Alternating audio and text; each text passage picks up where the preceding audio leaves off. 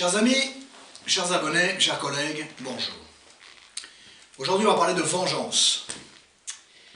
Est-il utile, est-il intéressant de vouloir se venger contre son ex?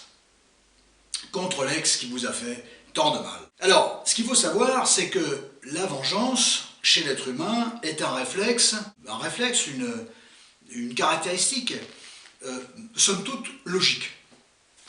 L'être humain, quand il a subi un mal, quand il a subi un dommage, il va avoir prioritairement le réflexe de se venger.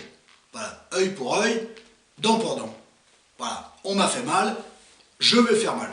Voilà, un partout, la balle au centre, match nul. Voilà. Donc ce raisonnement, il est logique. Logique, explicable, ça ne veut pas dire qu'il faut le faire. On est bien d'accord, c'est pas parce que quelque chose s'explique que forcément il y a loisir de le mettre en œuvre. Ce sont deux choses différentes. Très bien. La vengeance, d'ailleurs, c'est se faire justice soi-même.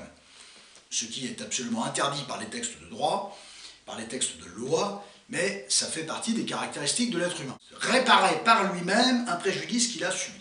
Si on veut réparer quelque chose, si on veut se venger, c'est parce qu'on a subi un préjudice. Ce préjudice, c'est une blessure narcissique. L'autre nous a fait un coup tordu, et on estime que ce coup tordu doit générer une réparation. Voilà. On est celui ou celle qui souffre le plus d'une situation, donc il faut que cette situation soit réparée. Le moyen de réparation, c'est l'un des moyens de réparation, c'est la vengeance. Voilà. Tout ça est logique. Ça ne veut pas dire qu'il faut forcément la mettre en œuvre. Donc la vengeance, c'est l'ego, c'est l'orgueil, c'est la blessure qui parle et qui dit « venge-toi, vas-y, venge-toi ». Il n'y a pas d'autre alternative, vas-y, venge-toi. L'être humain, en règle générale, se venge par dépit, ou par colère, par excédent de colère. Voilà. Mais comme il ne peut pas l'exprimer, pas toujours l'exprimer, effectivement, la vengeance est un moyen d'exprimer une certaine colère en lien avec une blessure, bien évidemment. L'objectif de la vengeance, faire mal, c'est sans équivoque faire mal, blesser l'autre, frapper l'autre, faire mal, sans équivoque la vengeance. J'ai subi tel mal et je suis légitime à agir de telle ou telle manière pour faire mal à l'autre. Un partout, la balle au centre. Se venger peut avoir l'impression pour certaines personnes que ça va procurer une satisfaction. Donc, ça soulage. Oui, mais bien souvent ça soulage sur le moment. Ça ne réparera pas votre peine pour autant. Il y a même un danger de la dérive de l'escalade, parce que ce qui vous fait du bien sur le moment, ça ne veut pas dire que ça va vous faire du bien toute votre vie. Donc vous pouvez estimer que votre vengeance, l'opération de votre vengeance que vous avez mis en place n'est pas suffisant et qu'il va falloir en remettre une couche. Et c'est sans fin. Et le problème de la vengeance, c'est qu'elle peut rencontrer cette dérive. Ce n'est, eu égard au préjudice subi, ce n'est jamais suffisant la manière dont on se venge de l'autre. C'est pas assez. Et ça, c'est extrêmement dangereux. Alors pourquoi se venger? Eh bien se venger pour se sentir mieux. Mieux eu égard au préjudice affectif subi. C'est une réparation. Est-ce que c'est sûr ça? Est-ce que se venger de l'autre, effectivement, va générer réparation du préjudice subi? Est-ce que c'est sûr? Posez-vous la question. Est-ce que ça va participer à votre reconstruction ou pas? Bien souvent l'idée c'est il n'y a pas de raison que je sois le seul à souffrir, il faut que l'autre souffre. Il faut que l'autre comprenne comment il m'a fait souffrir, donc il faut que je me venge. Mais est-ce que vous croyez que c'est en vous vengeant que l'autre va comprendre effectivement le préjudice par lequel vous êtes passé, et de deux, il va lui-même souffrir de la manière dont vous avez souffert vous? Est-ce que vous êtes sûr de ça? C'est une croyance, c'est une idée préconçue, mais c'est absolument pas une garantie. On parlait de l'ex tout à l'heure, ça veut dire que si votre ex est votre ex, c'est que vous n'êtes plus avec lui. Et qu'il n'y a plus d'interaction possible. Il n'y a plus d'interaction possible. Si vous vous vengez, c'est encore votre dernière caractéristique à être acteur de quelque chose en lien avec la personne, en lien avec l'ex. Il ne vous reste plus que ça. C'est la vengeance ou rien. Donc c'est pour ça bien souvent que les gens mettent ça en œuvre, c'est parce que c'est la vengeance ou rien. Donc, je me venge, je suis encore acteur de quelque chose, je peux encore avoir une action sur l'autre. Je peux réparer mon préjudice et je peux encore avoir une action sur l'autre, c'est peut-être pas totalement terminé. C'est pas si simple, c'est beaucoup plus compliqué que ça. Et je suis pas sûr que ce soit la bonne idée, ça. Les conséquences de la vengeance, énormes. Et d'une, potentiellement ça peut réparer votre préjudice, vous verrez que c'est pas forcément le cas. Mais les conséquences, c'est que vous allez vous faire détester encore plus par l'autre. Alors je ne sais pas si vous aviez sur l'autre, à ce moment-là, au moment de la vengeance, non. Mais je ne sais pas si vous aviez sur l'autre l'envie de vouloir le récupérer par la suite, mais plus vous allez poser un acte de vengeance, et une vengeance éloquente, plus ça sera difficile de récupérer l'autre. Voire quasiment impossible, tellement vous vous seriez diabolisé aux yeux de l'autre, eu égard à la vengeance que vous avez mis en œuvre. Peu importe le type de vengeance, il y en a qui sont beaucoup plus désobligeantes que d'autres, mais effectivement, vous seriez complètement diabolisé aux yeux de l'autre, donc vous devenez persona non grata à vie, impensable de vouloir le récupérer. Vous pouvez toujours essayer de le ou de la récupérer, mais l'autre se dira toujours « Ah non, non, non, non, non, non seulement l'histoire allait être super compliquée, on s'est quitté, et en plus, le coup qu'elle m'a fait par la suite, alors ça, non merci. » Donc, attention à ça, si vous avez envie, ou imaginez qu'un jour vous aurez peut-être envie de vous remettre avec votre ex, ou de faire une approche, si vous vous vengez, ça va venir jouer contre vous. Il faut que vous soyez au courant. Votre vengeance, il faudra qu'elle soit assumée. Et c'est pas toujours facile d'assumer sa vengeance. Parce qu'il peut y avoir des conséquences. Notamment que votre vengeance peut être le fruit d'une escalade.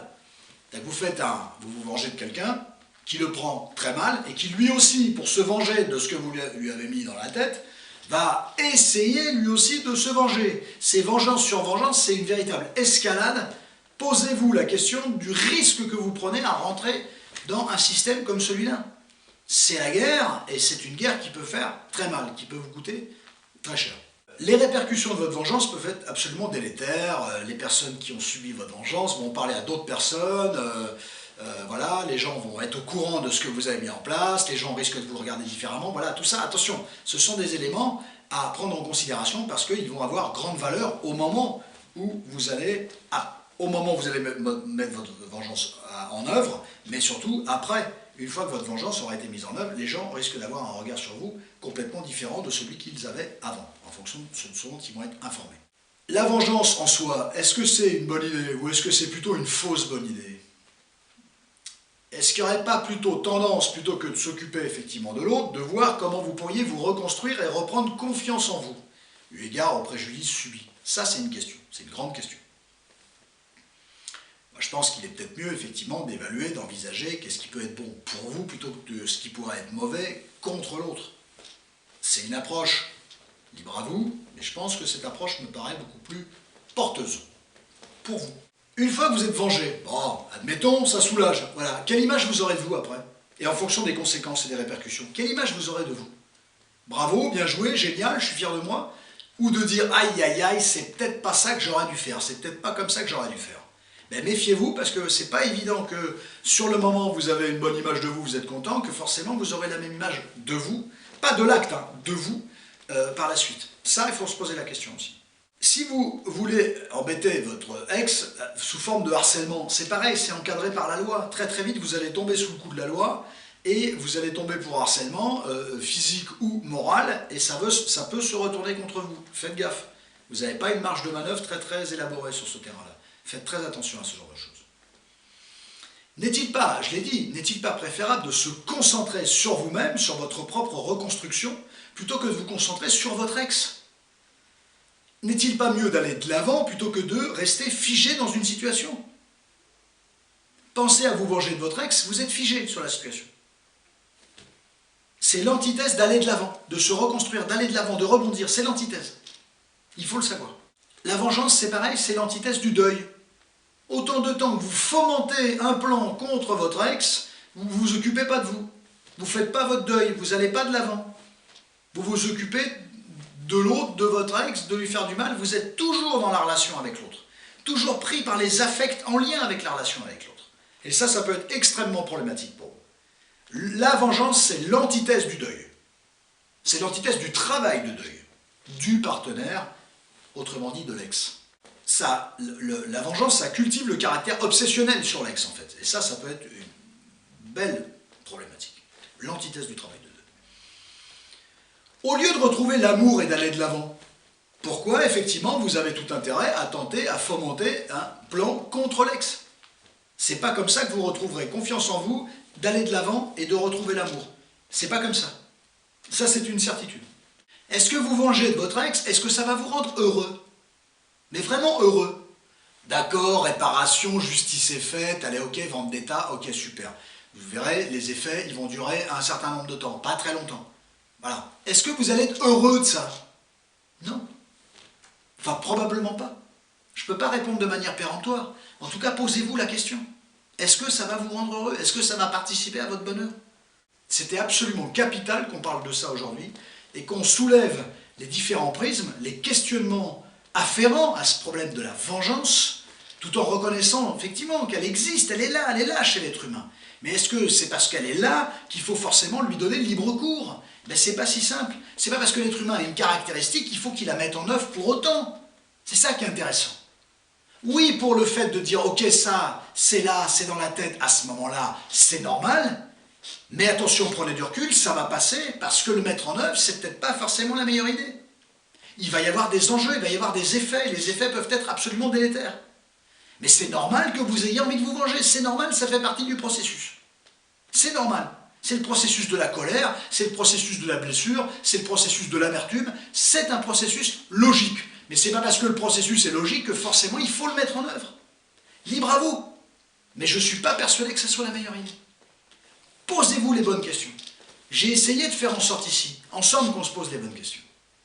Chers abonnés, chers amis, chers collègues, à très bientôt.